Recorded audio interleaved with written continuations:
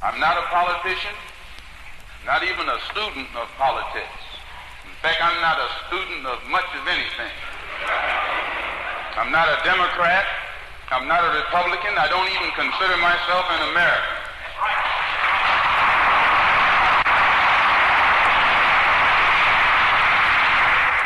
If you and I were Americans, there'd be no problem.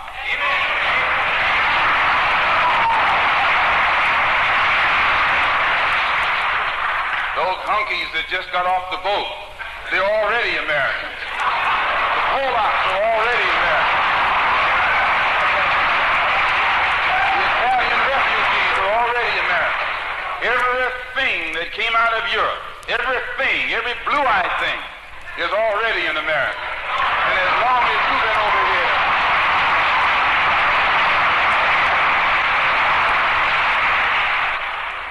as long as you and I have been over here, we aren't Americans yet. Well, I am one who doesn't believe in deluding myself. I'm not going to sit at your table and watch you eat with nothing on my plate and call myself a diner.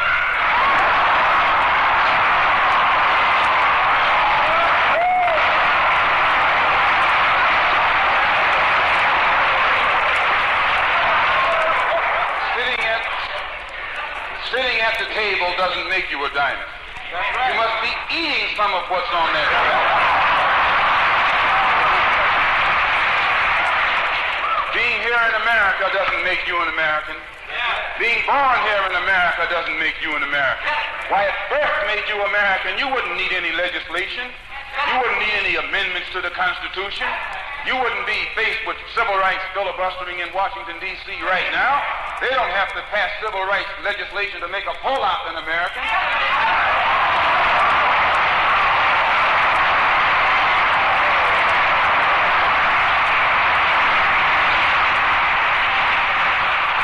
No, I'm not an American. I'm one of the 22 million black people who are the victims of Americanism.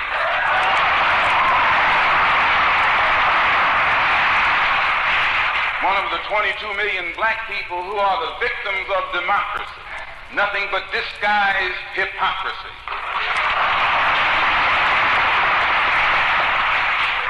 So I'm not standing here speaking to you as an American or a patriot or a flag saluter or a flag waver. No, not I. I'm speaking as a victim of this American system. And I see America through the eyes of a victim. I don't see any American dream. I see an American nightmare.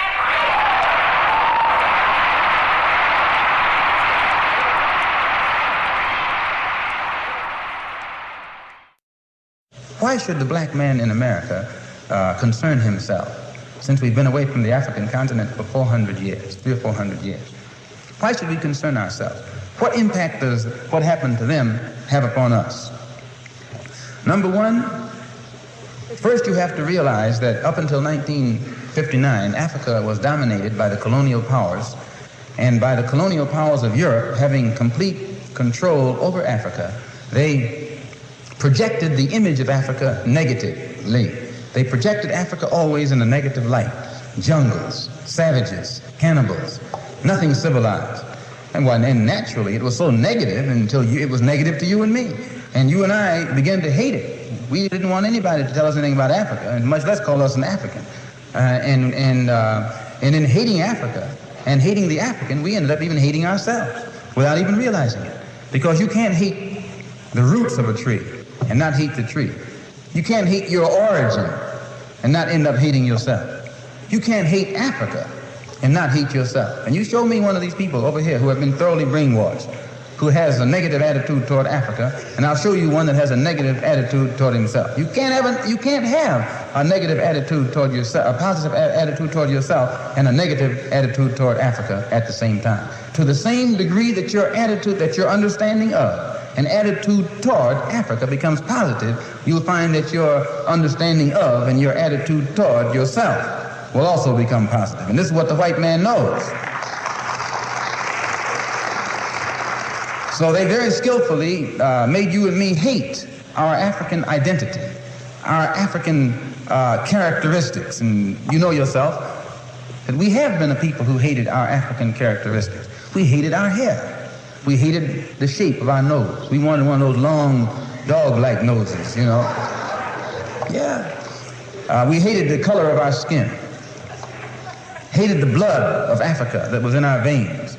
And in hating our features and our skin and our blood, why, we had to end up hating ourselves. And we hated ourselves. Our color became to us a chain. We felt that it was holding us back. Our color became to us like a prison, which we felt was keeping us confined, not letting us go this way or that way.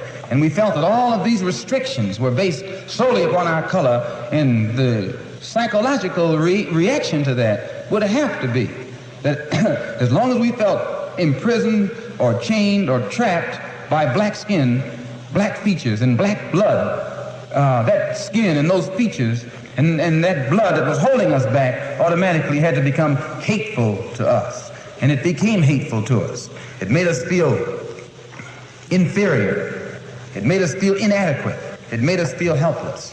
And when we fell victim to this feeling of inadequacy or inferiority or helplessness, we turned to somebody else to show us the way. We didn't have confidence in another black man to show us the way, or black people to show us the way. In those days, we didn't. We didn't think a black man could do anything but play some horn, you know, some sound, and make you happy with some songs. And in that way, but in serious things, where our food, clothing, and shelter was concerned, and our education was concerned, we turned to the man. We never thought in terms of bringing these things into existence for ourselves. We never thought in terms of doing things for ourselves because we felt helpless. And what made us feel helpless was our hatred for ourselves. One of the things that made the Black Muslim movement grow was its emphasis upon things African.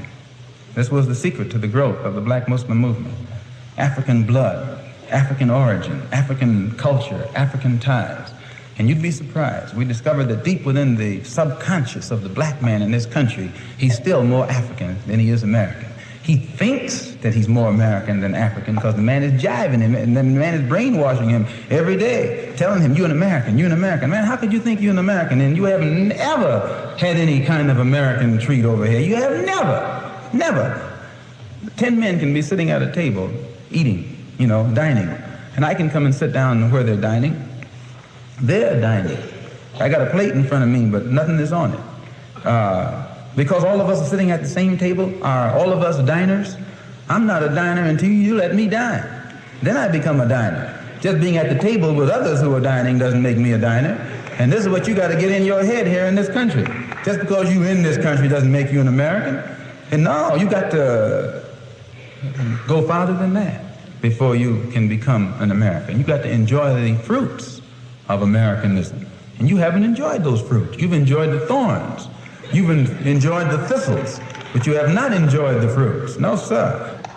So I point these things out, brothers and sisters, so that you and I will know the importance in 1965 of being in complete unity with each other, harmony with each other, and not letting the man maneuver us into fighting one another. I say that again that I'm not a racist. I don't believe in any form of segregation or anything like that. I'm for the brotherhood of everybody, but I don't believe in forcing brotherhood upon people who don't want it. As long as we practice brotherhood among ourselves, and then others who want to practice brotherhood with us, we practice it with them also. We're for that. But I don't think that we should run around trying to love somebody who doesn't love us. Thank you.